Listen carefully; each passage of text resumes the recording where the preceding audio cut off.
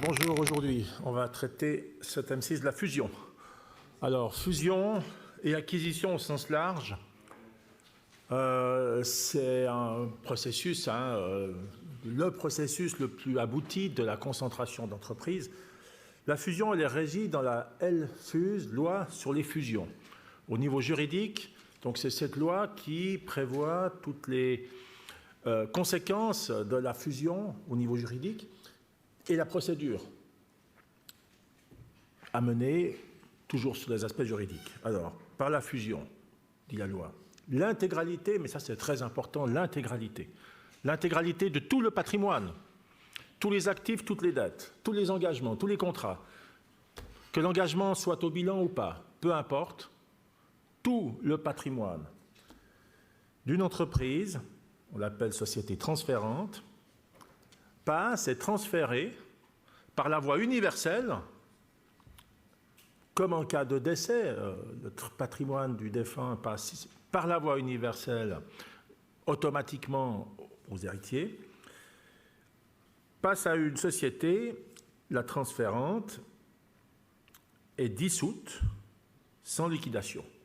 Ça veut dire qu'elle sera radiée du registre du commerce, mais sans suivre toute la procédure longue, en général, de liquidation.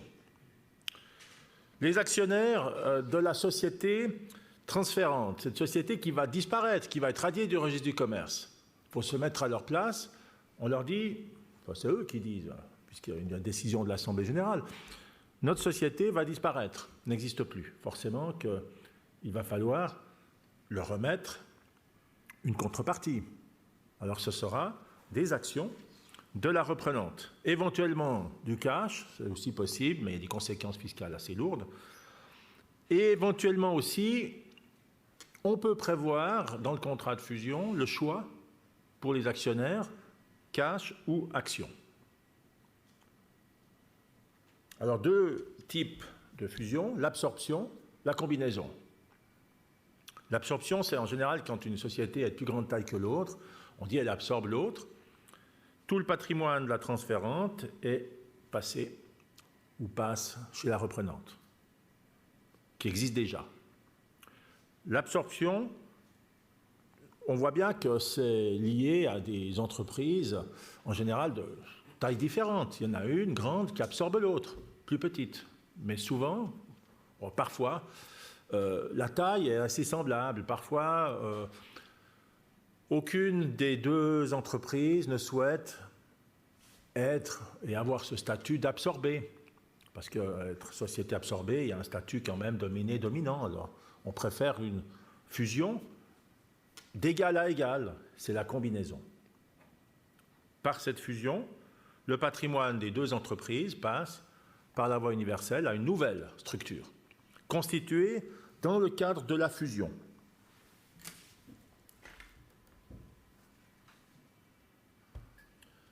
Alors voilà la fusion par absorption. A et B, deux sociétés avec leurs actionnaires. Par la fusion, B disparaît. A existe toujours. Tout le patrimoine de B passe chez A. Les anciens actionnaires de A, ils sont toujours actionnaires de A. Les anciens de B, ils sont là, actionnaires de A.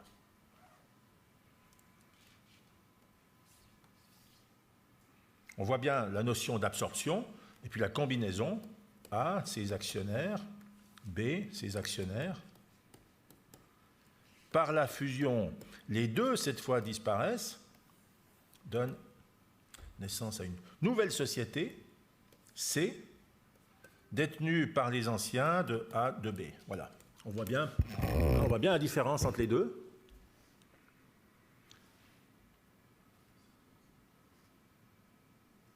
Et en pratique, on voit les deux.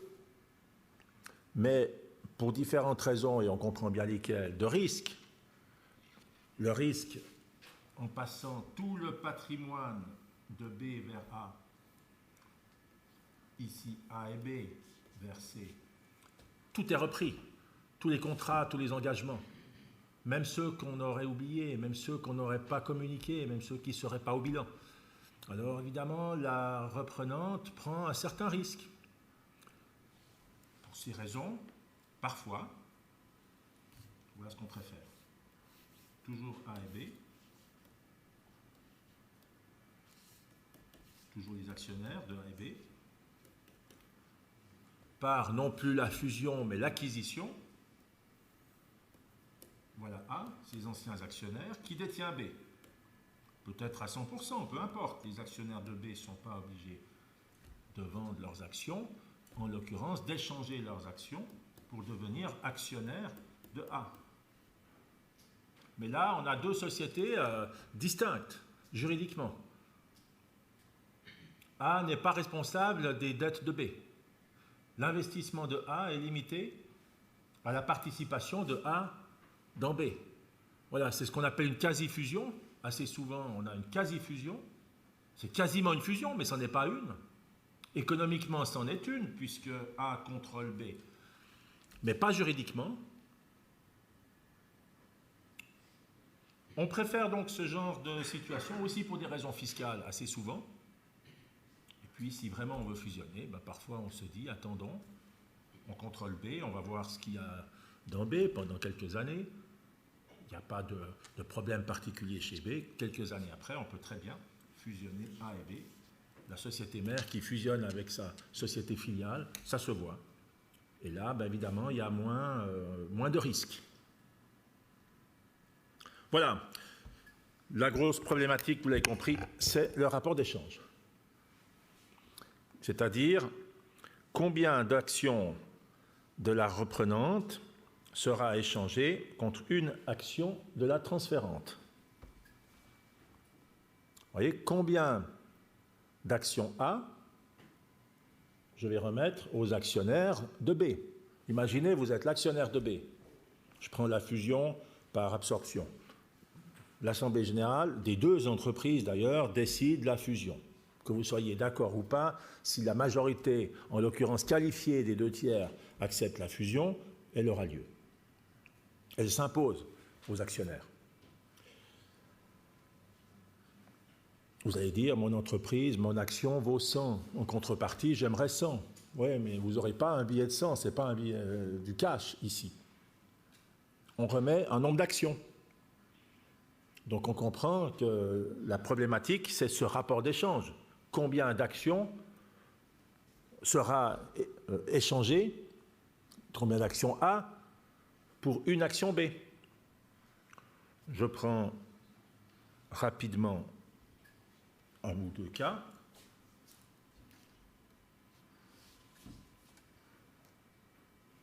On imagine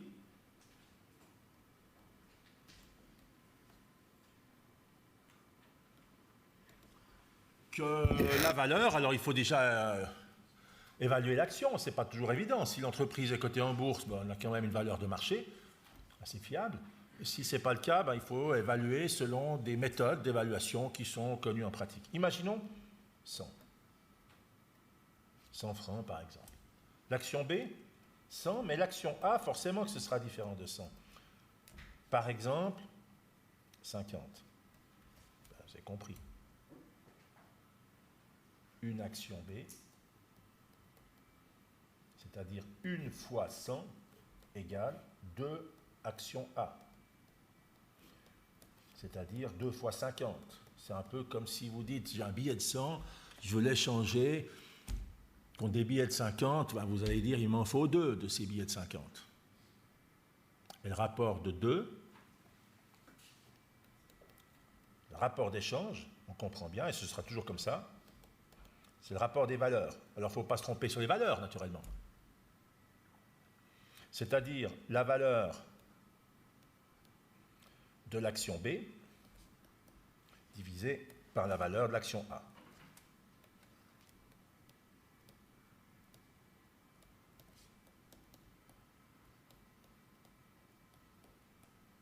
Voilà, 2. 2,0. Mais vous avez compris? Oui. C'est la valeur nominale? Ah non. Bonne question. Non, ce n'est pas la valeur nominale. La valeur nominale, c'est la valeur faciale, inscrite sur l'action. C'est la valeur, le montant minimal qu'on doit souscrire en cas de fondation, en cas d'augmentation du capital. Mais depuis cette fondation, l'entreprise, elle a pris de la valeur. En général, elle a une valeur qui augmente. Et il s'agit naturellement de la juste valeur, ce qu'on appelle la juste valeur, qu'on doit évaluer sur la base de méthodes d'évaluation qui dépendent de quoi? Logiquement, de la capacité de l'entreprise à générer du rendement, c'est-à-dire du cash. Vous voyez, c'est ça la valeur. La valeur d'un actif en général, c'est sa capacité à l'avenir, qui est un peu aléatoire, hein, naturellement, mais la capacité de l'entreprise à générer du cash. Alors ça implique une évaluation, on n'aura jamais une exactitude par rapport à ces chiffres. Mais ce n'est pas la valeur nominale, oui, effectivement. Je prends un autre cas.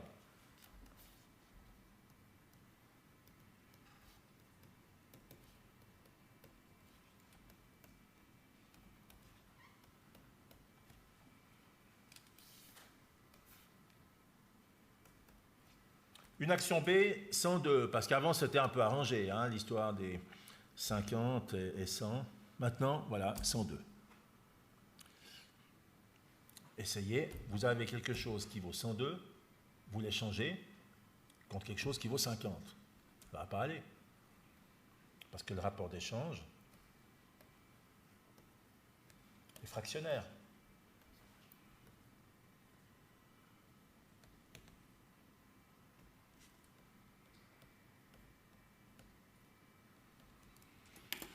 Voilà, c'est pas 2, c'est 2,04, sauf erreur.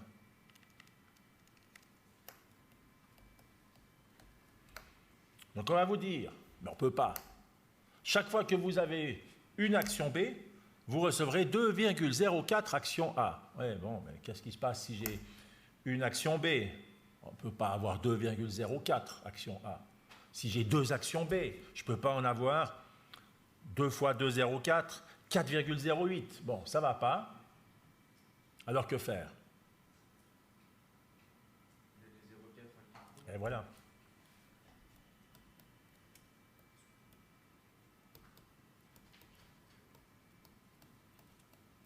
On va dire une action B, c'est-à-dire 1 fois 102, égale 2 fois 50 en termes de valeur, et puis il manque 2. On dit c'est une soulte en espèces, en cash, de 2 francs. Voilà, on vous dit, vous avez, comme avant, 2 actions A pour chacune de vos actions B, plus encore 2 francs cash.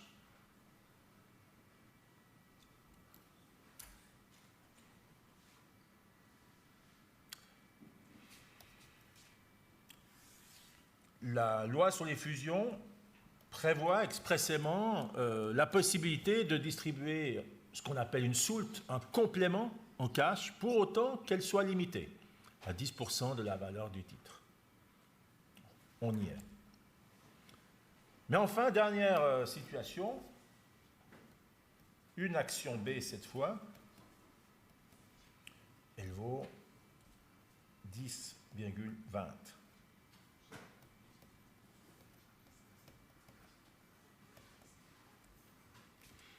L'action A, toujours 50. Alors là, ça devient compliqué. Parce qu'alors, le rapport d'échange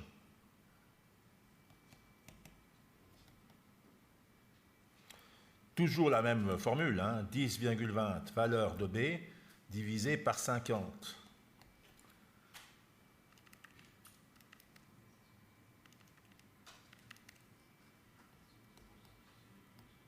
« 0,204. » Voyez, vous dites, j'ai une action B, elle vaut 10,20, j'aurai en échange 0,204 actions A. Ça me va. Parce que 10,2 égale 0,204 fois 50, d'accord, oui, mais bon, vous avez compris le problème. C'est fractionnaire.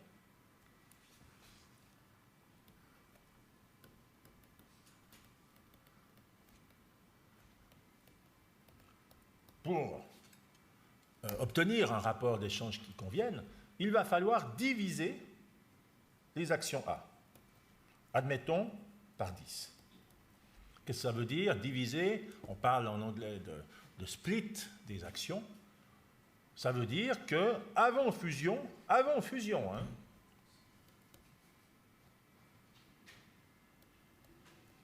chaque action A, admettons hypothèse je dis n'importe quoi, 5 nominales, 5, ouais non, ça sera un peu arrangé, 3 par exemple, 3 nominales, voilà, 3 nominales, pour montrer que le nominal n'a rien à voir avec le rapport d'échange. Mais chacune de ces actions est divisée, ce qui nécessite une décision de l'Assemblée générale, par 10.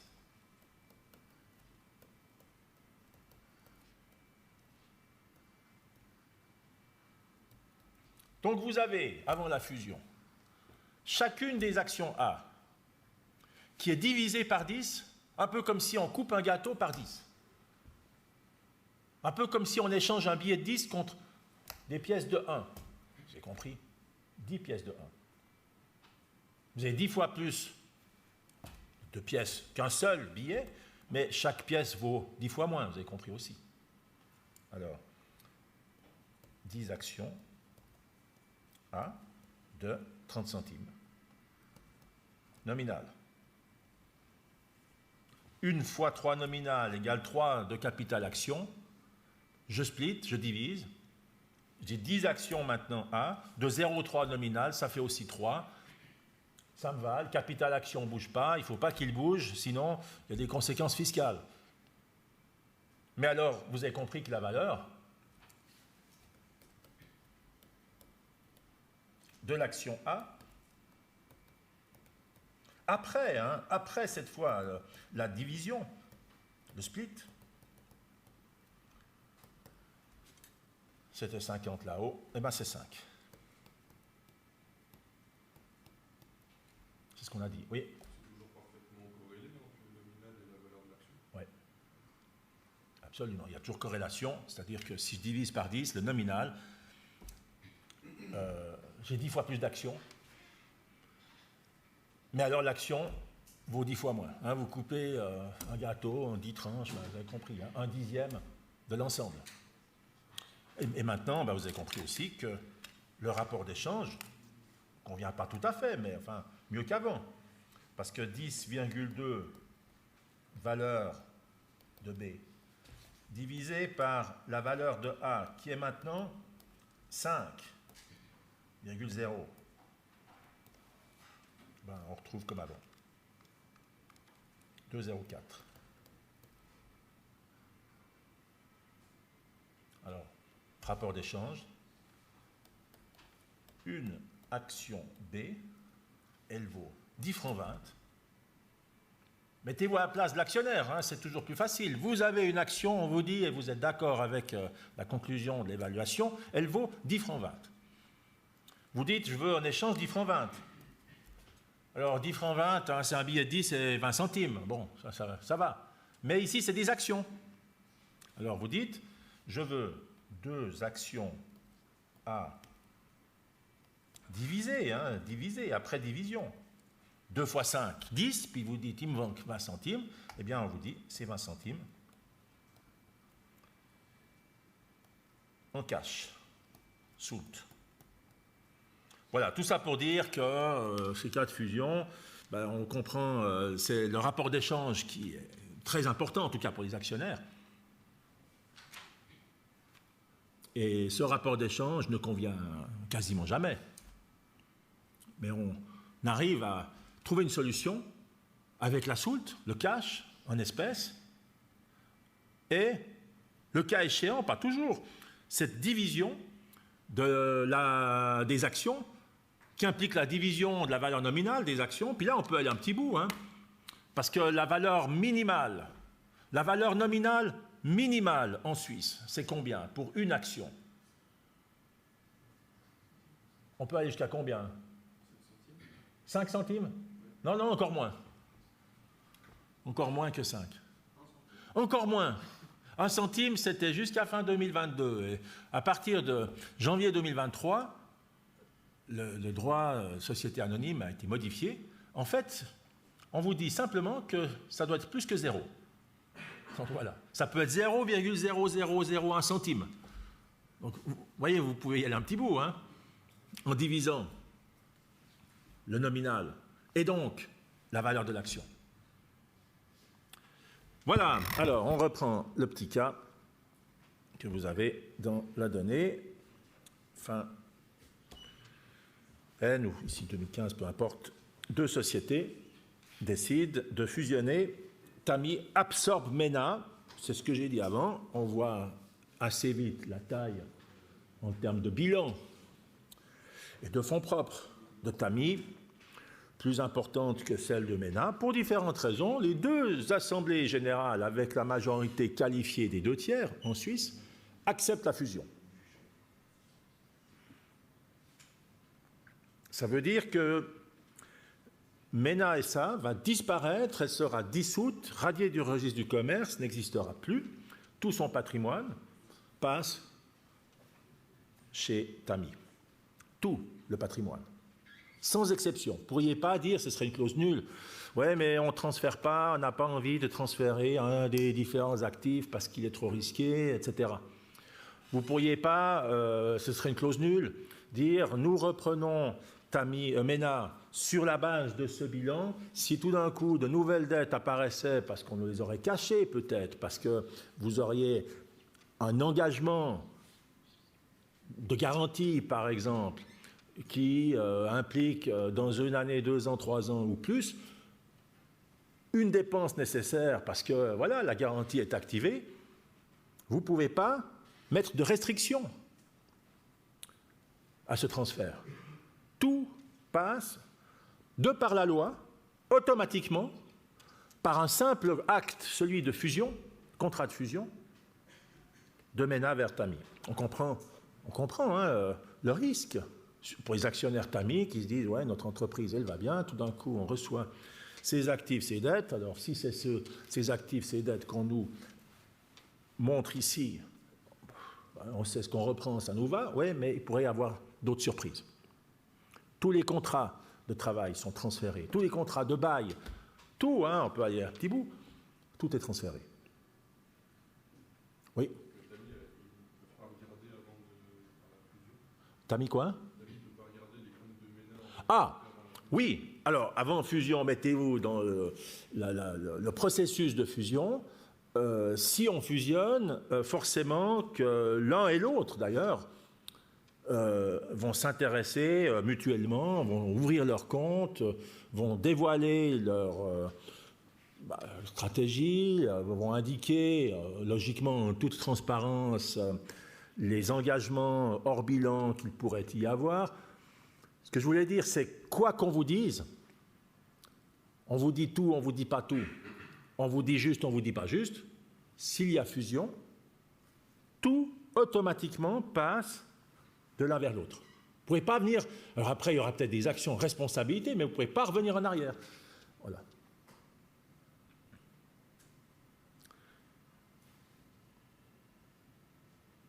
Nombre d'actions émises chez Tami, 300 000, de 10 nominales.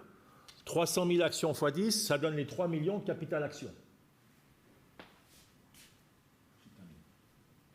Mais, et on l'a dit avant, la valeur de l'action, ce ne sera pas 10 nominales. Or, regardez, rien que les fonds propres, une entreprise qui présente près de 20 millions de fonds propres, hein, actif moins dette, il y a près de 20 millions de fonds propres. Elle vaut plus que 3 millions. Alors il faut évaluer sur une base d'une méthode hein, d'évaluation, on en connaît plusieurs, on vous donne le chiffre ici, vous évaluez l'entreprise à 19 800 000. Sur la base de la capacité de l'entreprise à générer du rendement à l'avenir, c'est-à-dire du cash. L'autre, 7 500 actions de 100, ce qui fait 750 000 nominales, voyons le voir, le capital action, Mais on voit aussi qu'il y a des fonds propres plus élevés, pas loin de 5 millions. Et l'entreprise est évaluée à 6,5 millions, tout en bas. Hein, parce que voilà, elle a de nouveau des perspectives intéressantes de rendement, 6,5 millions. Mettez-vous à la place de l'actionnaire, hein, on vous annonce ces chiffres, ces valeurs, évidemment que vous voudrez un peu d'informations. Comment vous arrivez à ces chiffres? Sur quelle base? Sur quelles hypothèses? On vous les donne, en principe. On vous les donne. D'ailleurs, suivant les fusions, il y a un rapport de fusion qui est établi. Je dis en principe parce que les PME, si tous les associés sont d'accord, peuvent se dire qu'on se passe de ce rapport de fusion, qu'on n'a pas besoin de ce rapport de fusion, prévu dans la loi. Donc, grande entreprise, on doit établir un tel rapport. Et puis les plus petites, un associé pourrait dire, mais moi je veux ce rapport. Dans ce rapport, le contenu est prévu dans la loi. Il y a notamment toute une rubrique sur le bien fondé ou la méthode d'évaluation. Vous justifiez le rapport d'échange qu'on va calculer. Et le rapport d'échange, c'est le rapport des valeurs. Donc il faudra justifier ces valeurs de 19,8 millions et 6,5 millions. De manière à ce que la personne qui lit ce rapport, qui est d'ailleurs vérifié par un expert réviseur agréé et indépendant, qui doit vous dire dans son rapport, oui, ce rapport d'échange qu'on va calculer, qui se base sur ces différentes valeurs, paraît soutenable. Vous voyez, ça donne quand même un peu d'assurance, en tout cas de l'information, aux actionnaires qui maintenant vont décider, oui ou non, la fusion. Alors après, ils décident, mais au moins sur une base solide. On va accepter ces valeurs. Essayez de voir de calculer le rapport d'échange.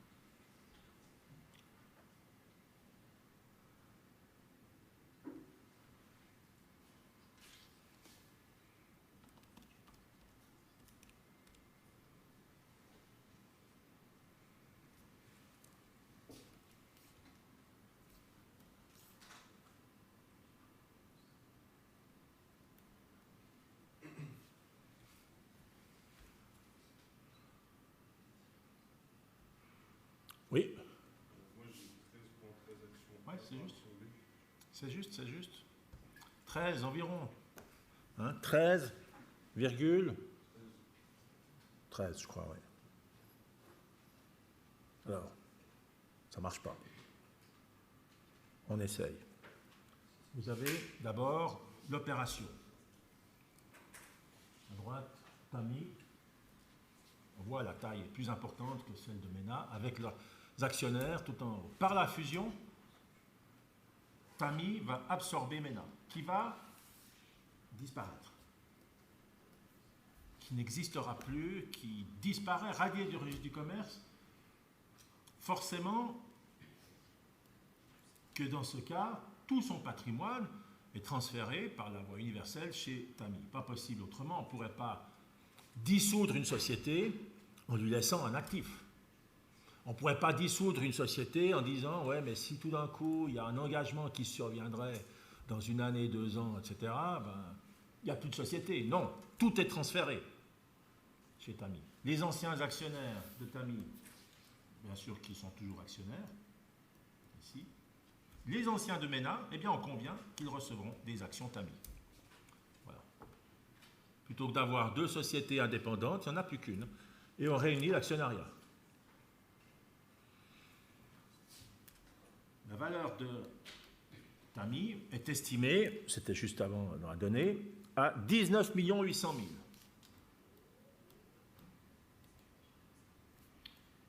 Mais maintenant, on répartit sur le nombre d'actions. Il y a 300 000 actions, 300 000 titres de propriété. L'action vaut 66. L'autre, ben, c'est le même principe. On valorise à 6,5 millions. On voit bien, hein, elle est à peu près 3 fois plus petite en termes de taille, de valeur, mais il n'y a que 750 actions. L'action est valorisée 866,65 environ, hein, j'arrondis. Alors,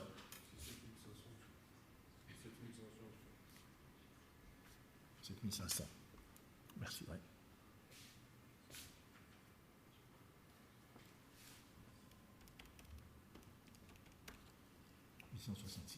Alors, il faut se mettre à la place des actionnaires MENA qui disparaissent, qui disent, mais moi j'ai une action, imaginez, c'est vous.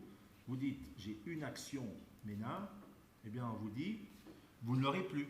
Parce que, on le voit bien, MENA disparaît. Hein, je l'ai barré, elle disparaît. Même si vous êtes contre la fusion. Hein. La fusion, du moment qu'elle est acceptée avec les majorités requises, la fusion s'impose. Alors vous dites, bon, j'ai cette action, vous ne l'aurez plus. Vous dites, elle vaut 866, j'arrondis, 65. Je veux quelque chose qui vaut 866,65. Si c'est en cash, on n'en parlera même pas. Mais c'est en action.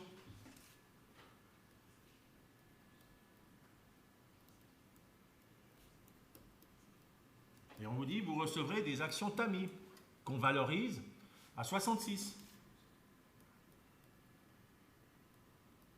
X fois 66, forcément. Ben, le X, le rapport d'échange. Une équation inconnue. Hein. C'est 866,65 sur 66. Vous avez compris qu'il ne faut pas trop se tromper. Il ne faut pas se tromper sur ces valeurs. 13 et des poussières. 13, périodique. 13,13, ça ne va pas, mais enfin, on n'est pas loin de 13. Alors, fixons 13. Oui, j'enlève le X et je mets 13.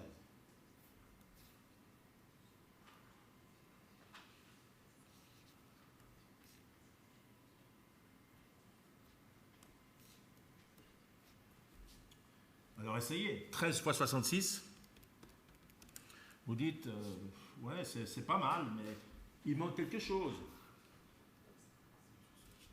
Hein, et vous dites, si on s'arrête là, je reçois quelque chose qui vaut 858 francs. Vous dites, il faut compléter. Ben, par du cash, par différence.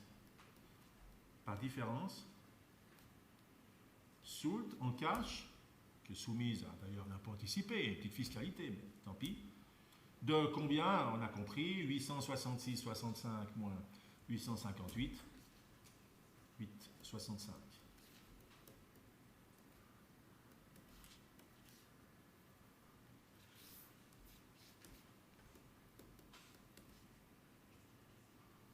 Voilà.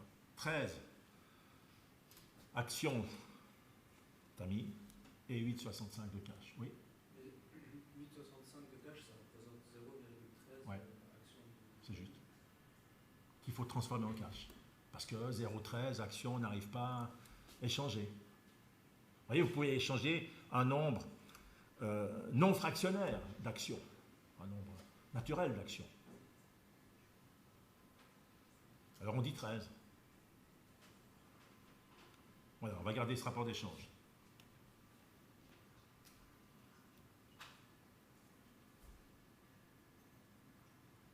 Alors une fois qu'on a ce rapport d'échange, maintenant, on va réaliser la fusion.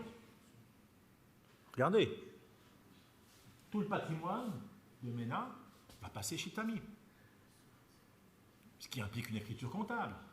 Alors, chez MENA, est-ce qu'on va avoir une écriture comptable chez MENA? Elle va être dissoute, radiée du registre du commerce, n'existera plus. Si vous voulez mettre tous les chiffres à zéro, c'est possible, hein. Ça ne sert à rien, mais c'est possible. En principe, il n'y a pas d'opération chez MENA. Par contre, chez Tami, on voit bien, qui reçoit ce patrimoine, forcément qu'il va falloir saisir la réception de ce patrimoine. À quelle valeur? C'est une autre question. En général, c'est surtout pour des raisons fiscales, on prend la valeur comptable.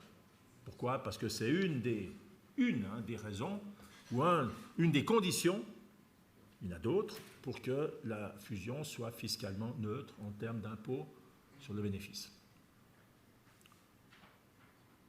Il faut donc transférer ce patrimoine, on va faire le choix de transférer aux valeurs comptables, et puis il faut émettre les nouvelles actions qu'on remettra aux actionnaires MENA, et le versement du cash aux actionnaires MENA, les 8,65. On y va.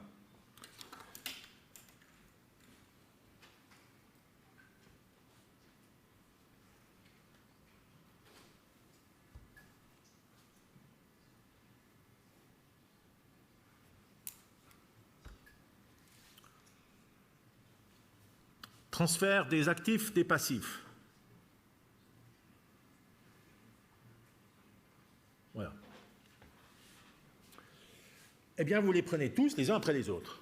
Donc, c'est vraiment le bilan que vous avez, j'ai mis en milliers, mais les 703 000 de cash, les 2 422 000 de créances, etc. Chez Tami, on reçoit ces actifs. On l'a dit, on a fait un choix. Valeur comptable. On aurait pu faire un autre choix. Valeur réelle. Ce n'est pas interdit. La seule chose qui est interdite, c'est de surévaluer l'apport. On voit bien qu'il y a un apport, il y a une augmentation de capital, on va émettre les actions, on le voit tout de suite. Et on a déjà vu, en cas d'augmentation du capital, une chose est importante, c'est de jamais surévaluer l'apport. Sous-évaluer, pas de problème, mais pas surévaluer. Vous transférez les dettes. Dette fournisseur, dette financière. Et puis, il faut solder l'écriture. La première écriture, je la solde par un compte que je vais appeler fusion. Un compte, vous avez compris, d'attente, de transit, de passage. Un compte qui va être soldé. 4 616. C'est actif moins dette. Hein, c'est vraiment, dans votre bilan ici, c'est la liste des actifs MENA, moins les dettes, les deux premiers chiffres, au passif de MENA. Actifs moins dettes, c'est les fonds propres, en valeur comptable. Eh bien, deuxième écriture, il faut solder ce compte fusion. Forcément, ce compte fusion, on vient de le dire, c'est un compte d'attente, de transit. Hein. Je le solde, 4 616, il est maintenant à 0. Par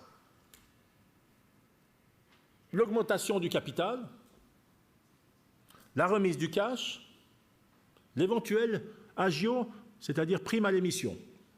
Rappelez-vous, en cas d'augmentation de capital, on est dans le cas d'une augmentation de capital, il y a la valeur nominale du capital qui augmente, et ça c'est le capital action.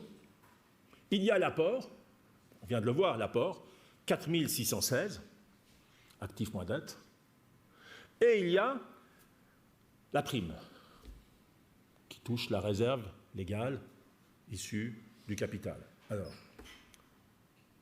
le capital action, qui va augmenter. De quoi le nombre d'actions émises fois la valeur nominale. On essaye. Combien d'actions on va émettre? Chaque action, on vient de le dire avant, chaque action MENA est échangée contre 13 actions TAMI. C'est le rapport d'échange. On sait qu'il y a 7500 actions MENA. C'est une donnée. Fois 13, vous allez donc émettre 97 500 actions. Actions quoi? TAMI. C'est chez TAMI qu'on augmente le capital. Eh bien, l'action TAMI, elle a 10 de nominal. C'est pour ça que je multiplie par 10, on le voit ici, TAMI, 10 nominal. Donc, augmentation du capital, 975 000. Je fais abstraction, je le dis déjà maintenant, de toutes les considérations fiscales, parce qu'il y en a. Ces actions, elles seront pour qui? Qui va recevoir ces nouvelles actions?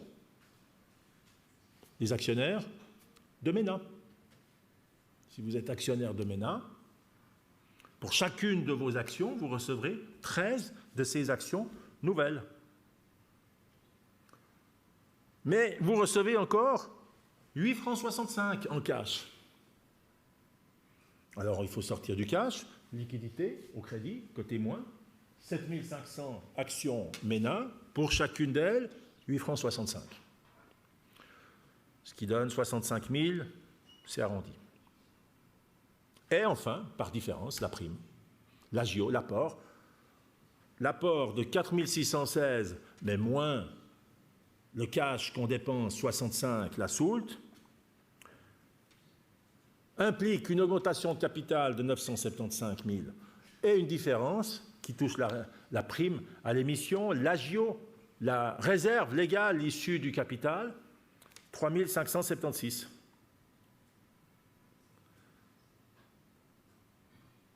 On a bien ici une augmentation de capital, comme on l'a vu la dernière fois, un peu plus compliqué. Un peu plus compliqué, mais comme quand on a traité l'augmentation de capital, il y a du nominal qui est émis, capital action. Nombre d'actions émises fois nominal. Comme lorsqu'on a parlé de l'augmentation de capital, il y a un apport, pas possible autrement. Vous devez avoir un apport. C'est une liste d'actifs, une liste des dettes, première écriture. Et comme on l'avait vu quand on a parlé de l'augmentation du capital, dans certains cas, comme ici, la valeur de l'apport, la valeur comptable de l'apport, dépasse le nominal. Eh bien, la différence, c'est la prime. Et regardez le bilan. Juste après cette fusion, chez TAMI, parce que je vous l'ai dit, MENA, c'est fini pour elle, elle est dissoute, elle n'existe plus. Eh bien, regardez par exemple le cash, liquidité, 3 990. Ça, c'est le cash de TAMI juste avant la fusion. Plus 703, c'est-à-dire les 703 000 de MENA, vous voyez, vous additionnez, on l'a dit, on additionne, mais moins la petite soulte, 8,65 fois 7 500 actions, voilà, il restera 4 628. Les clients, les stocks, les immobilisés, les fournisseurs, les dettes, vous additionnez. Regardez, par exemple, les dettes financières, il y a 7 000. 7 millions, c'est vite vu. C'est 4 millions chez TAMI, plus 3 millions chez MENA. C'est-à-dire 4 millions chez TAMI plus, regardez l'écriture comptable, la deuxième, 2 chiffres avant la fin au crédit, 3 000. On a vraiment réalisé ce qu'on avait dit avant, on a transféré par voie universelle tous les actifs, les passifs. Le capital action, on est chez TAMI. Avant fusion, il y avait 3 000, 3 millions. eh bien on augmente ce capital. Là, il ne faut pas additionner les deux, hein. Attention, on est chez Tami. Il y a des actions de 10 nominales, il y a toujours des actions de 10 nominales. Il y en avait 300 000, 3 millions nominales, eh bien il y en a 97 500 de plus. 7,5, 1500, hein, 7500, fois 13, fois 10 nominales, c'est-à-dire c'est 975 000 ici. Vous voyez, ce bilan, c'est la résultante de ces écritures. Et puis, la réserve générale, regardez, tout en bas, 3576, elle augmente, celle 600 de Tami. Il y avait 600 chez Tami, et bien maintenant, il y a ces 3576 de plus. Le dernier chiffre, la réserve facultative, résultat au bilan, ça ne bouge pas.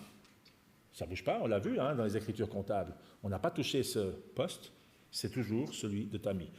L'actif correspond au passif, c'est en ordre. Oui. Les réserves, elles deviennent quoi? Elles sont distribuées à qui? Elles sont, alors, là, les réserves deviennent quoi? Les réserves de MENA. Oui, par exemple. Bon. Alors, MENA, c'est fini pour elle. Du coup, il y a que l'argent par contre pas. Tout est parti chez Tami. Si on regarde là, chez MENA, il y a 375 000. Attention, c'est juste. Alors, réserve, d'abord, c'est un compte de capitaux propres. Ce n'est pas un poste de liquidité. Ce qu'on transfère, c'est le patrimoine, les actifs, les dettes. Non, les fonds propres, chaque rubrique de fonds propres n'est pas reprise. Il n'y a pas d'addition des fonds propres. Par contre, alors, après, vous me dites, mais qu'est-ce qu'elles deviennent, ces réserves? Alors, effectivement, il y a quelque chose d'important. Là, je vous le dis comme ça, sans qu'il faille le connaître, hein, mais c'est l'aspect fiscal, puis après, on s'arrête. Mais pour terminer, l'aspect fiscal. Vous avez cette société, regardez, qui a 750 000 MENA de capital action, qui, si on le distribue aux actionnaires, et un jour on le distribuera, se fait en franchise d'impôt. Par la fusion, tout d'un coup, regardez le nouveau bilan, vous augmentez le capital de 975 000. Alors le fisc vous dit, avec raison, vous avez été malin. 750 000 étaient sans impôt en cas de distribution, et dorénavant, 975 000 est sans impôt en cas de distribution. Alors, évidemment, quand on vous dit c'est du dividende, il y aura un impôt anticipé, il y aura un revenu pour l'actionnaire. Cette différence est soumise à impôt. C'est du revenu, c'est du dividende net. Parce que sinon, tout le monde fusionne. Hein. Si par une fusion, vous pouvez transférer des réserves imposables en cas de distribution, en capital action non imposable, vous avez compris. Alors, vous pouvez le faire, c'est légal, mais le passage est imposé. Donc, en fait, il y a une partie des réserves qui, sans qu'on le voie dans l'écriture comptable, passe en capital action. La soulte est imposée, c'est la même chose, l'actionnaire reçoit du dividende, il y a un impôt anticipé. Pour le reste, si les deux sociétés ou les réserves latentes restent imposées en Suisse. Hein, le fisc dit, il y a des réserves latentes, on ne va pas les dissoudre, mais elles restent imposables en Suisse. Si vous transférez aux valeurs comptables, on ne dissout pas de réserve latente. Si vous transférez, non pas juste une entreprise qui est en quasi-liquidation, mais vraiment ce qu'on appelle fiscalement une exploitation, donc vraiment des activités, alors on vous dit, les réserves latentes ne sont pas imposées. Mais là, il y a quand même de l'impôt anticipé sur ce qu'on a traité, là, le transfert de réserves dans le capital action et la soulte. Et vous avez compris que parfois, suivant les montants, on peut se dire, c'est peut-être trop, peut-être c'est trop, ça ne nous convient pas. Alors, il faut choisir un autre modèle juridique que la fusion. Peut-être que vous dites, non, mais nous, on veut bien se rapprocher, mais pas par ce mécanisme, peut-être, par celui-là, qui implique d'autres, en tout cas, conséquences fiscales, parfois zéro.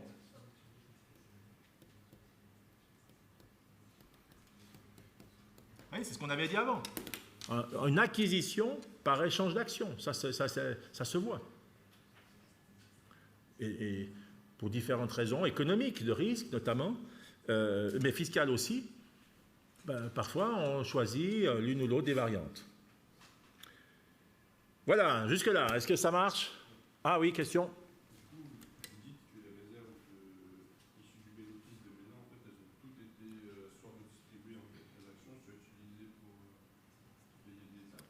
Alors, oui, donc elles ont été, sans qu'on le voie, hein, c'est vrai, j'en parle un tout petit peu parce que l'écriture comptable ne laisse pas apparaître, mais l'opération, elle a eu pour effet de balancer une partie des réserves de MENA chez Tami, dans le capital action de Tami.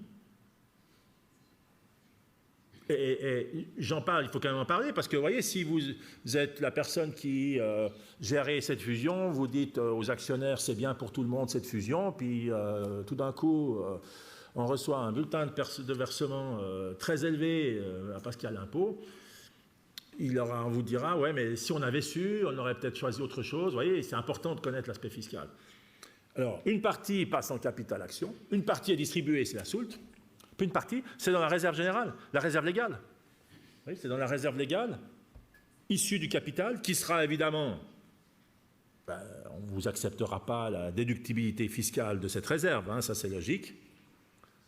Mais voilà, sans qu'on le voie bien, il y a une partie dans le capital action, il y a une partie dans cette réserve légale, il y a une partie en cash distribué.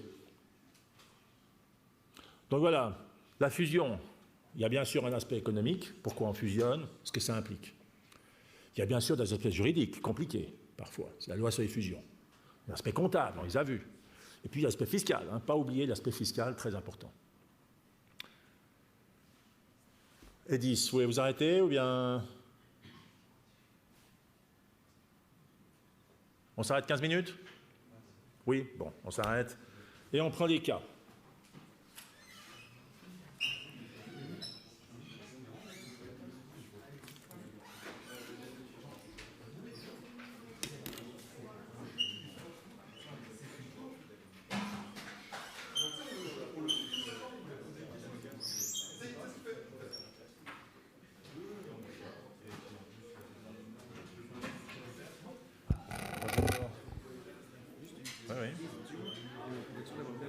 Là, on est d'accord que vu que c'est Tami qui avait une valeur d'action à 66 et MENA qui se fait reprendre à 866, les rapports d'échange étaient corrects. Mais si c'était Tami qui avait 866 et MENA 66, on aurait dû faire la division. C'est ça, exactement ça.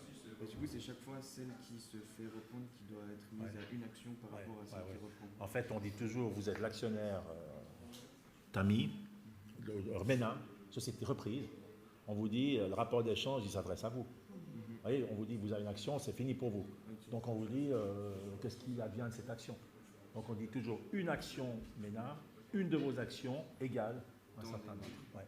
Et puis si c'est moins que 1, c'est là où on doit diviser. C'est ça. C'est exactement ça. De... Alors après, on a le choix. J'avais fait 10 avant, mais vous avez le choix. Mais on divise les actions Tami. C'est toujours l'absorbante qui est diminuée. Vous voyez, c'est celle du dénominateur qui embête. Celle qui est au dénominateur du rapport d'échange.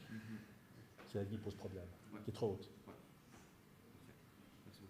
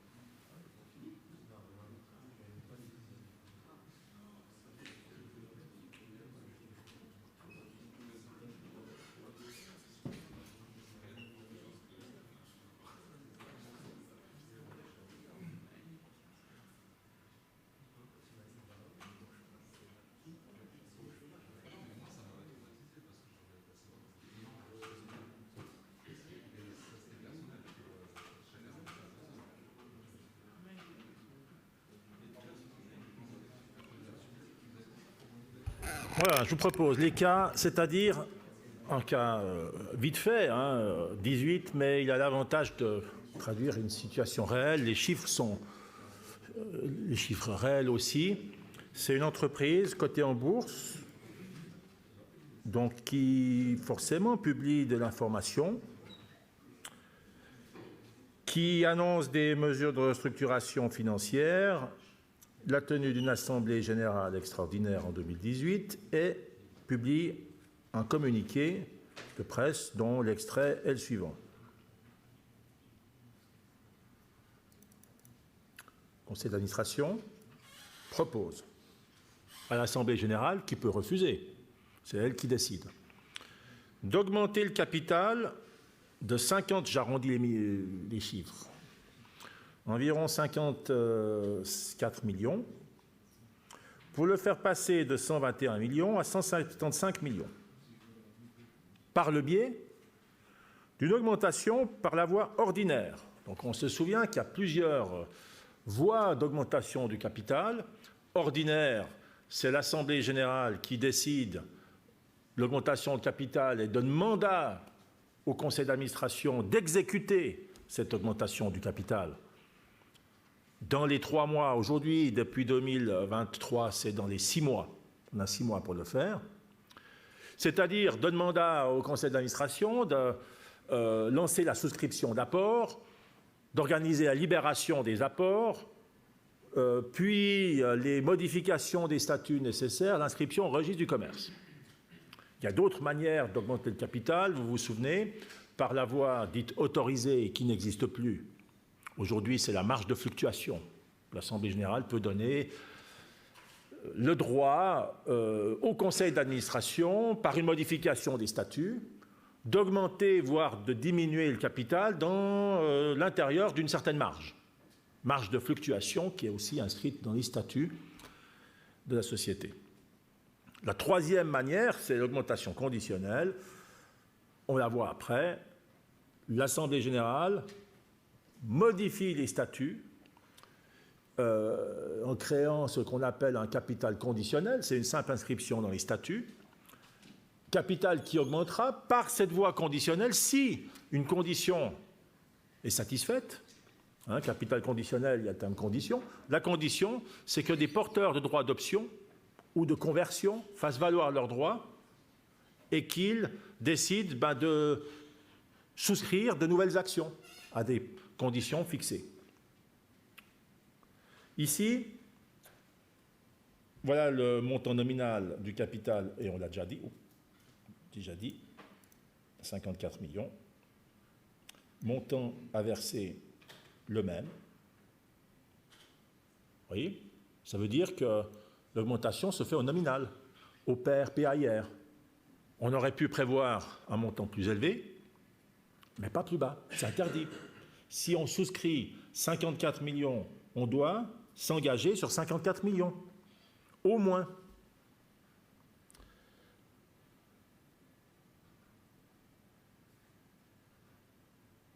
« 36 millions d'actions à 1,50 franc, ce qui donne les 54 millions. Droit préférentiel des différentes catégories d'actions, il n'y en a pas. Le montant de l'émission, 1,50 franc par action, c'est le prix d'émission. Rien de particulier si ce n'est l'apport.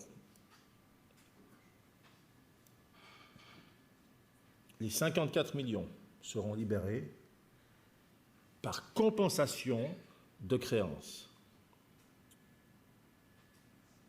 Ça veut dire quoi? Des actionnaires vont s'engager, ici sur 54 millions. Maintenant, il faudra un apport, et libérer l'apport, qui peut être libéré partiellement, dans certains cas. Quand on a une restructuration financière comme ici, c'est-à-dire des difficultés financières, en général, on dit tout ce qu'on souscrit, il faut l'apporter, parce qu'on a besoin de ces capitaux. L'apport, il peut être en cash, en espèces. Il peut être en nature, un bien, brevet, immeuble, machine, tout ce que vous voulez.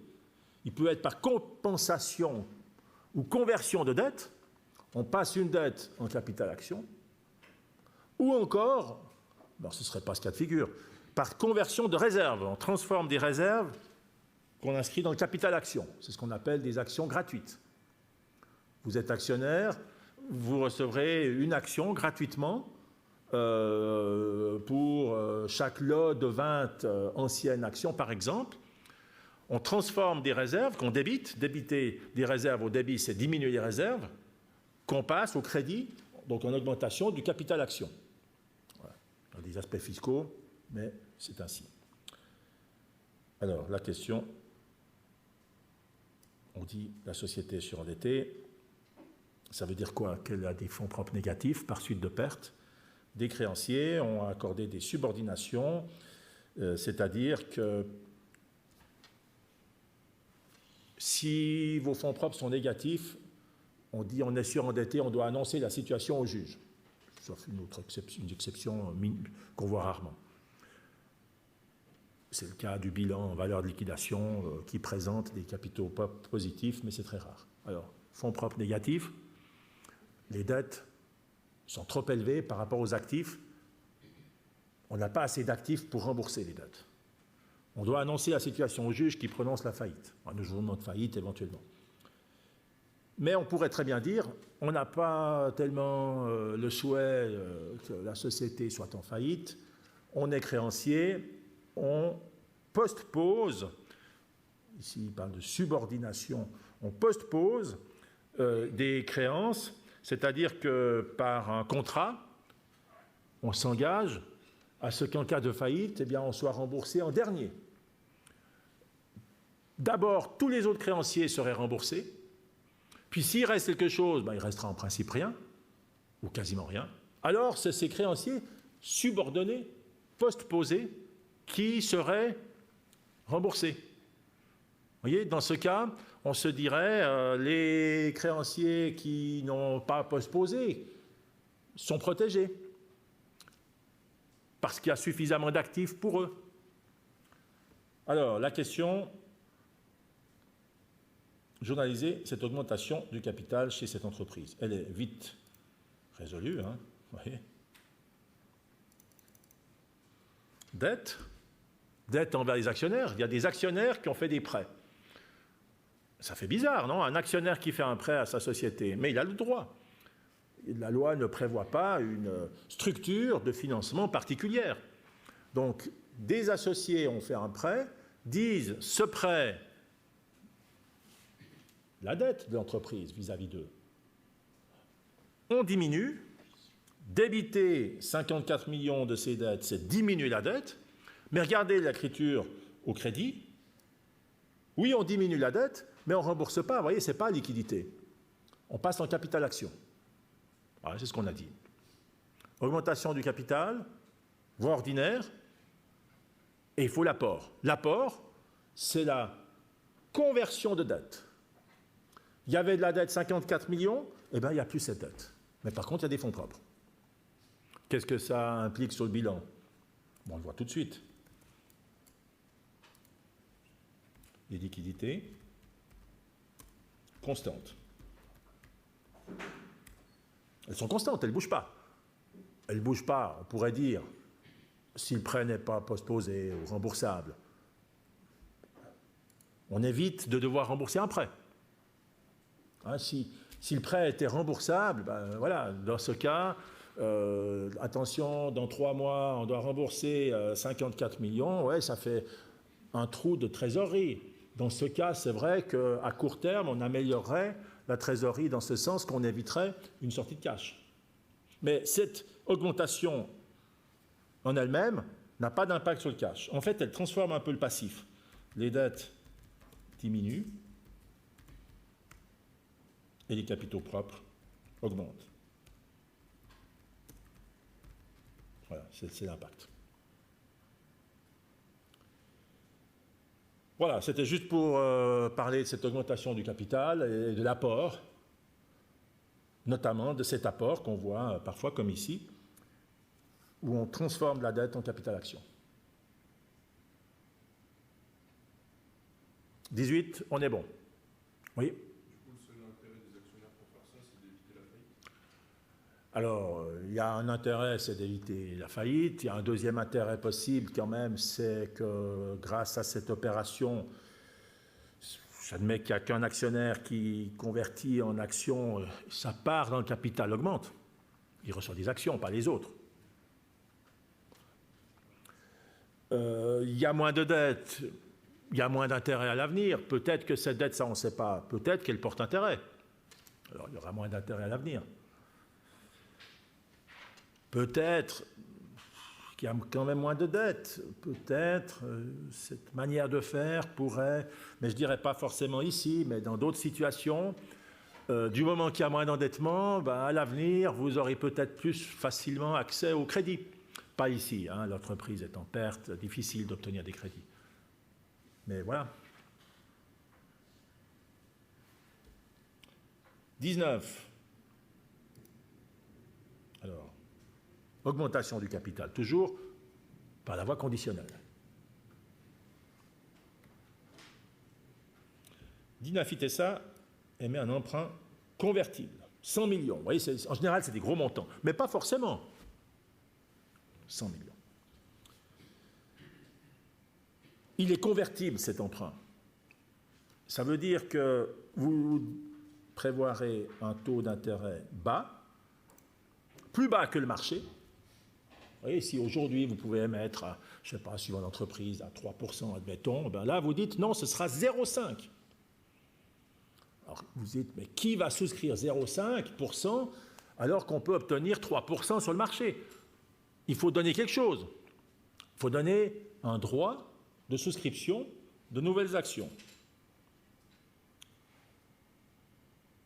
Alors, dans 6 ans, vous dites, le remboursement se fera au pair PAIR, hein, donc au nominal, mais voilà, vous avez un droit de convertir. Chaque fois que vous avez 5 000 nominales d'emprunt, vous pouvez, si vous le souhaitez, ce n'est pas une obligation, vous voyez, on préfère avoir un droit qu'une obligation. Vous pouvez, si vous le souhaitez, vous avez quand même 6 ans pour le faire, transformer la dette, 5 000 nominales, en 12 actions de 20. Voilà. Vous avez compris que ça peut être intéressant. Dans quel cas?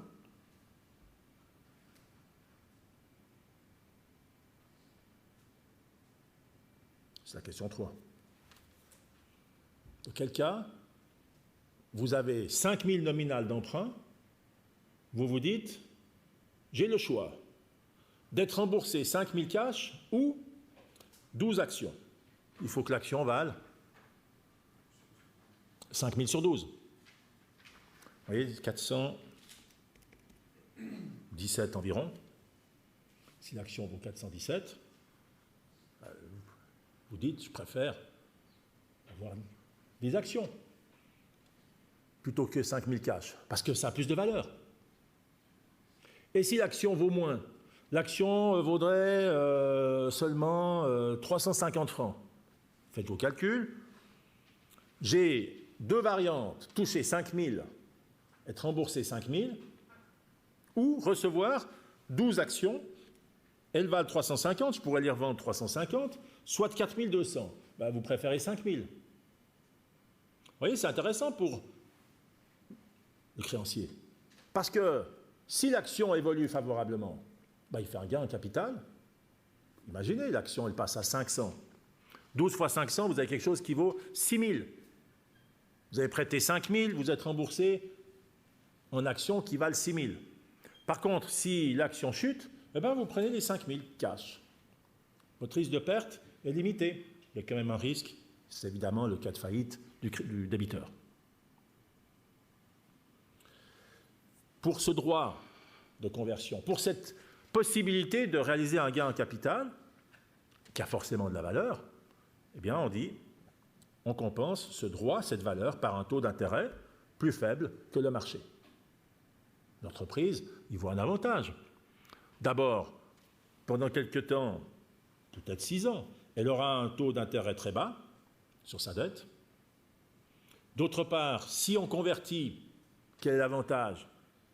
Quand on émet un tel emprunt, on s'attend à ce qu'il y ait conversion. Puis on a quand même 6 ans, c'est long, 6 ans, pour que la valeur de l'action passe à 417. S'il y a conversion, les 100 millions d'emprunts, et voilà, ne sont pas remboursés en cash. Vous voyez, en termes de flux de cash, quand vous êtes à la division financière de l'entreprise, vous devez quand même vous dire, ces 100 millions dans 6 ans, qu'est-ce qu'il va y avoir comme effet en termes de cash? On espère, on estime, raisonnablement, ce n'est pas une certitude, mais qu'il n'y aura pas de sortie de cash. Et qu'au contraire, on va augmenter le capital. Donc améliorer la structure de financement, plus de fonds propres. Alors, mettez-vous à la place du créancier. C'est vous le créancier. Vous dites, j'ai cet emprunt, si je le souhaite, je peux convertir, je peux recevoir des actions. Ouais, mais maintenant, il faut que l'entreprise puisse émettre les actions, si vous le souhaitez. Qui décide d'augmenter le capital? L'Assemblée générale. Les actionnaires, ils peuvent changer. Tout d'un coup, il peut y avoir un nouvel actionnariat, ou non, peu importe. Mais l'Assemblée générale pourrait vous dire, ouais, non, mais finalement, vous ne nous convenez pas.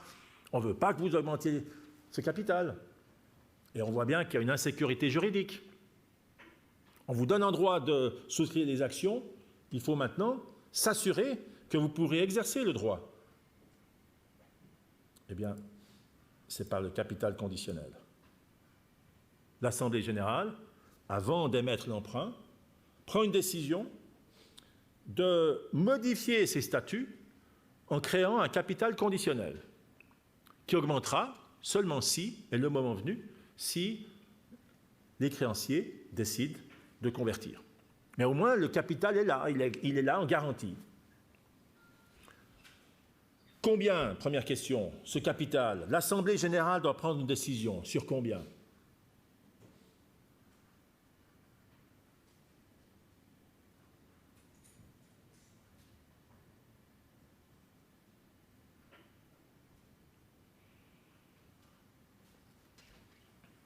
Alors, il y a 100 millions nominal, là-haut.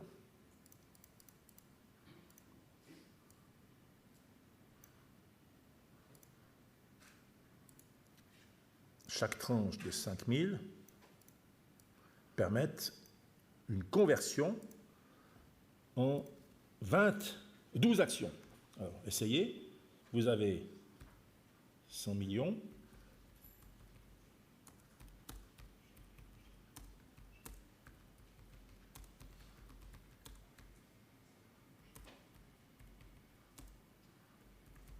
Vous avez 20 000 tranches de 5 000.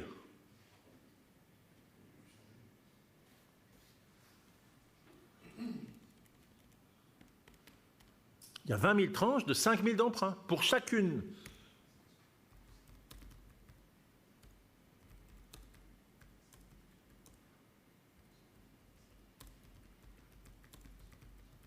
De ces 20 000 tranches d'emprunt, vous avez le droit de souscrire 12 actions.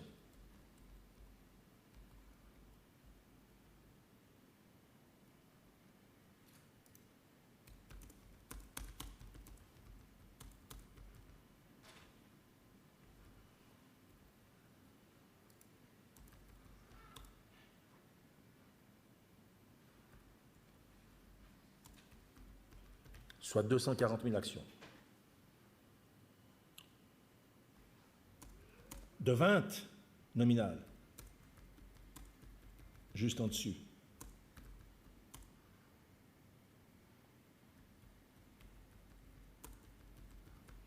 Voilà, 4 800 000 nominales. Vous voyez, il va falloir émettre, ou plutôt créer, constituer un capital conditionnel de 4 800 000 par une modification des statuts.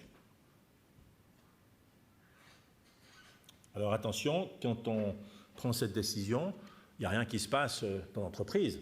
C'est qu'une modification des statuts. Il n'y a pas d'apport, il n'y a rien, il n'y a pas d'augmentation. C'est un capital qui est prévu au cas où des créanciers souhaiteraient à l'avenir convertir. Mais pour l'instant, il n'y a pas d'augmentation de capital. Il y a un capital de réserve. Voilà. Si on l'indique ici, c'est qu'il est important ce montant. La loi dit le capital conditionnel ne doit pas dépasser la moitié du capital existant. Vous auriez un capital aujourd'hui de 6 millions, 4 800 000, ça ne va pas. C'est plus que 50% de 6 millions. Vous avez un capital de 20 millions, les 4 800 000, ben ça va largement. Donc la moitié du capital existant, ça va, pas au-delà.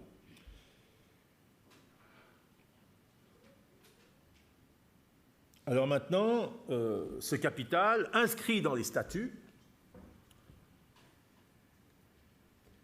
il va augmenter. À la question 2, il va augmenter par cette voie conditionnelle, hein, parce qu'un créancier vient avec 150 000 nominales d'emprunt. Il dit, j'ai 150 000 d'emprunt. J'ai le droit de souscrire les actions, j'exerce le droit. On doit émettre les actions. On doit aller taper dans ce capital conditionnel. On a le droit. Il est là, inscrit dans les statuts. Alors cette fois, il y a une écriture comptable.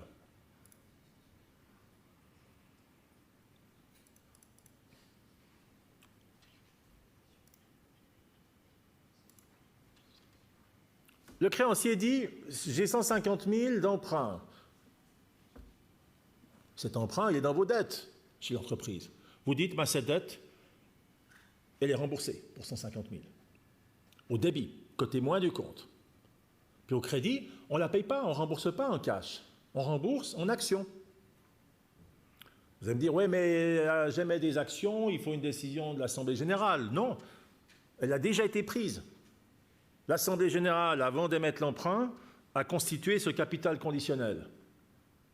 Par la voie conditionnelle, maintenant que le créancier le demande, exerce son droit, on voit bien que le capital augmente.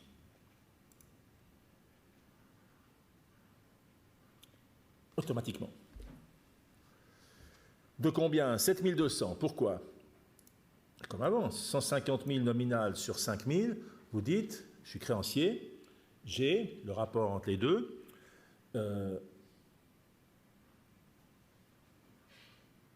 60 tranches.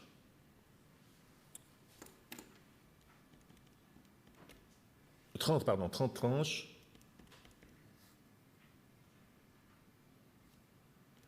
Ouais, c'est juste 30 tranches de 5 000.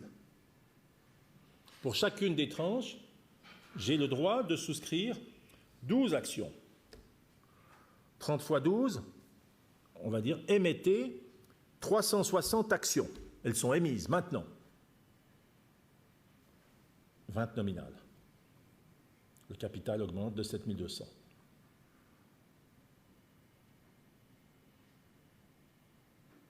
Mais s'il y a augmentation de capital, il faut apport. Toujours. Au moins 7 200. En l'occurrence, l'apport, c'est 150 000.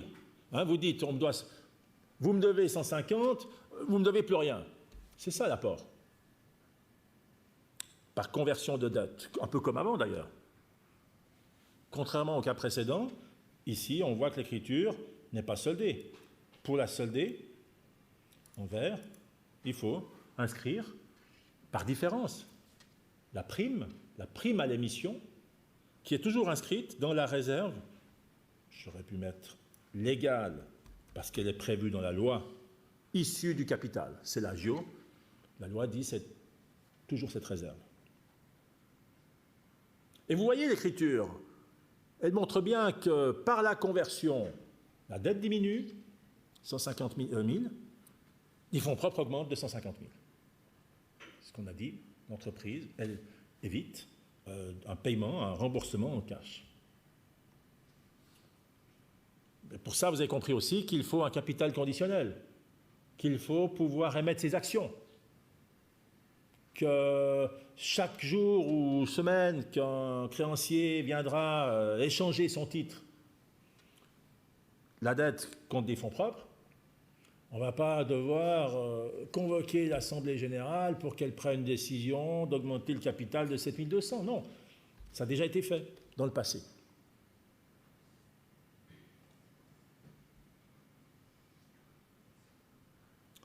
Sur celui-là, ça va? Alors, on va prendre encore 20. Action propre.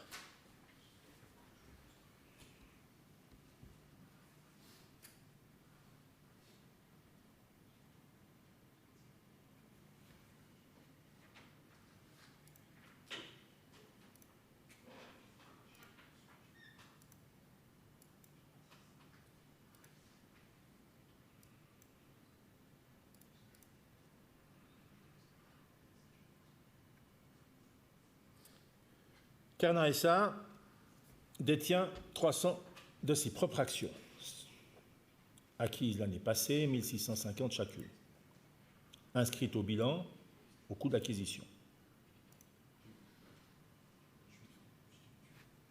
Rappelez-vous ce que c'est, les actions propres? C'est l'entreprise qui détient ses propres actions. La loi le prévoit expressément, sous condition et dans certaines limites. En octobre, on acquiert encore 800 actions propres à un prix de 1720 parce que l'action, une valeur qui a bougé. Le but du rachat, c'est lié à un changement d'actionnaire, comme certaines entreprises, souvent des entreprises détenues par leur cadre. Voilà, vous êtes actionnaire parce que vous dirigez l'entreprise avec d'autres associés, vous quittez l'entreprise pour différentes raisons, en général c'est pour raison de retraite. On vous dit maintenant, il faut vendre vos actions. À qui? À la personne qu'on va vous nommer, c'est-à-dire qui vous remplace. Oui, mais peut-être que la personne qui vous remplace, elle n'est pas encore là, ou bien elle ne peut pas acheter autant d'actions tout de suite. Alors on vous dit, c'est l'entreprise qui rachète. Elle peut, sous condition. Et puis, on vous dit, il est prévu de revendre ces titres à un nouvel actionnaire assez vite. Si on dit ça, c'est parce que, suivant le but du rachat, il y a des conséquences fiscales. D'impôt anticipé. Si vous prévoyez annuler ces titres, il y a un impôt anticipé. Sinon, il n'y a pas d'impôt anticipé. Mais alors, il faut revendre les titres avant 6 ans. Voilà, c'est un détail. Enfin, non, ce n'est pas un détail. Sinon, il y a un impôt anticipé. Finalement, 650 seront revendus à 1750 l'année prochaine. Voilà. Voilà les capitaux propres. Journaliser l'achat. On y va directement avec la solution qu'on commente. Quand vous achetez des actions propres, c'est pas compliqué. Actions propres au débit, pour le coût d'acquisition, forcément, banque au crédit. Action propre, c'est un compte de quoi? Il est où? Il est dans les charges, il est dans l'actif, il est où dans les comptes, ce poste? Comment? Mieux que ça, c'est négatif, mais pas en dette, non? Exactement, c'est un compte de capitaux propres négatif. Maintenant, la loi est claire, elle le dit clairement. Ce poste, alors évidemment, c'est pas en charge, alors évidemment. Hein. La question, c'est un compte de bilan. Est-ce que c'est à l'actif? La loi dit non. Parce qu'on voit bien, on verse de l'argent, banque au crédit. À qui? À l'actionnaire, en sa qualité d'actionnaire. Pas en sa qualité de créancier ou de collaborateur. Il pourrait aussi être collaborateur, puis recevoir un salaire. Non. Il a des actions, il est actionnaire, il vend ses actions. Alors les transactions avec les actionnaires en leur qualité d'actionnaire, très logiquement, diminuent les fonds propres.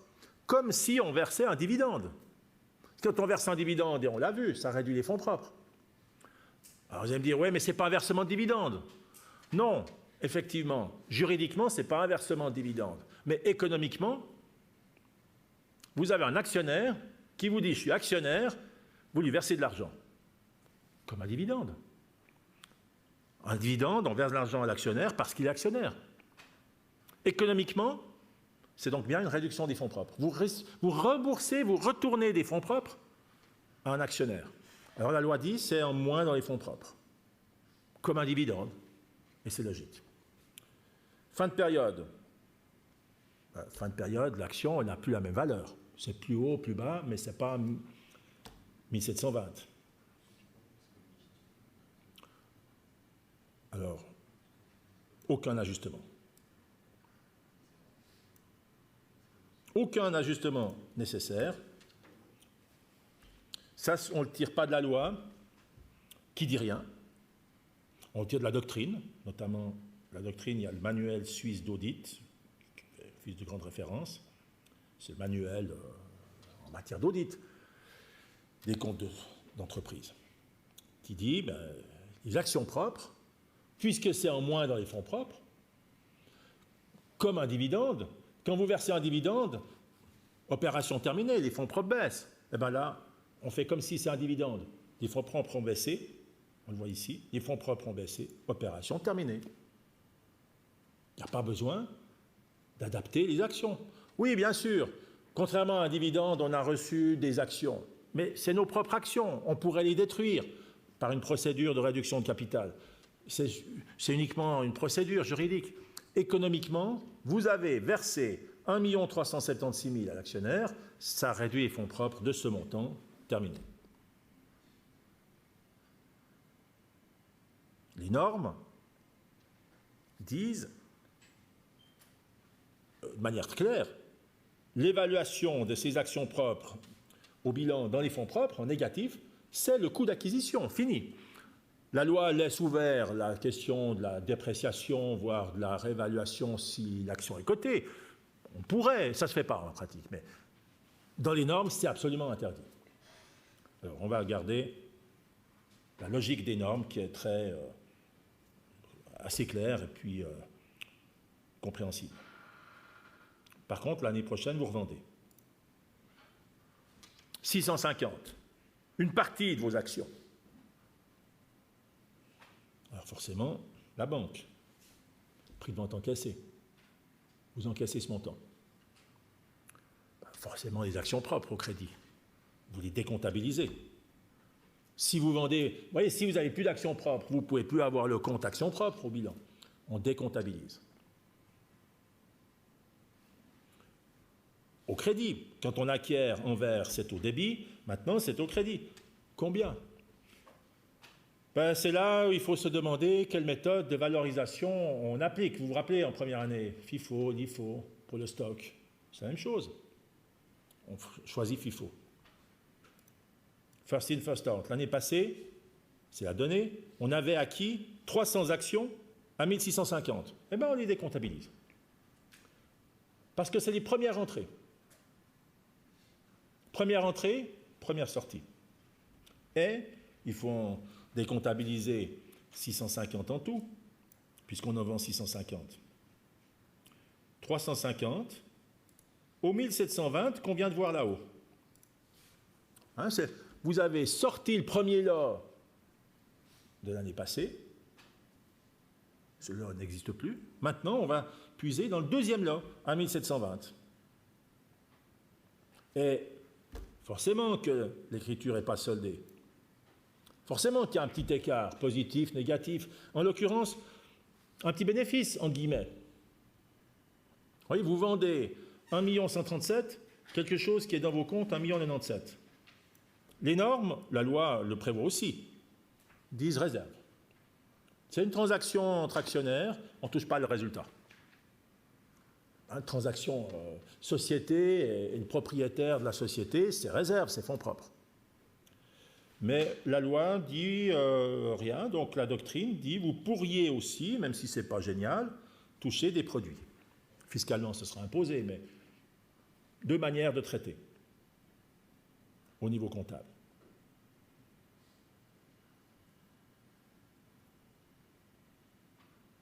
Voilà, retenez les actions propres.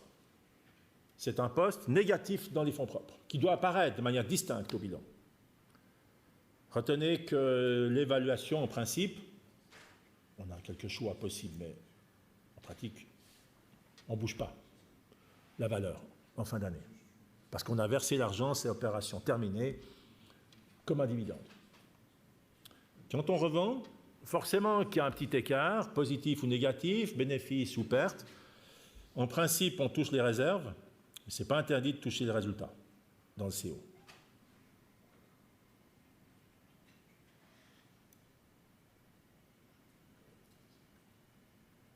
Voilà. Je termine par la question 2 qui est importante. Quand on rachète ses propres actions, il faut quand même se demander si on a le droit de le faire. La loi pose des conditions très strictes. D'abord, première condition, la loi dit que vous ne pouvez pas détenir plus de 10% de vos actions en termes nominal. On ne veut pas que l'entreprise détienne trop. 20% dans des cas liés à la restriction de transmissibilité dans les entreprises non cotées. Vous aviez 300 actions, vous en avez 800, donc un total de 1100. Sur 10 000, 11%. On dépasse la limite de 10.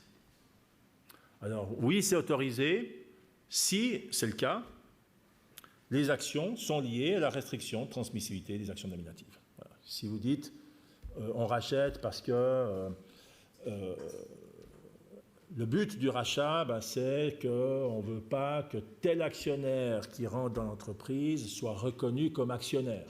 Alors on doit racheter ses propres actions. Et là, on peut aller jusqu'à 20%. Mais il faut une deuxième condition qui est satisfaite. Rappelez-vous, quand vous versez du dividende, vous devez avoir des réserves librement disponibles, vous vous rappelez? Normal. Il faut pouvoir dire, on a des réserves librement disponibles, donc des capitaux propres.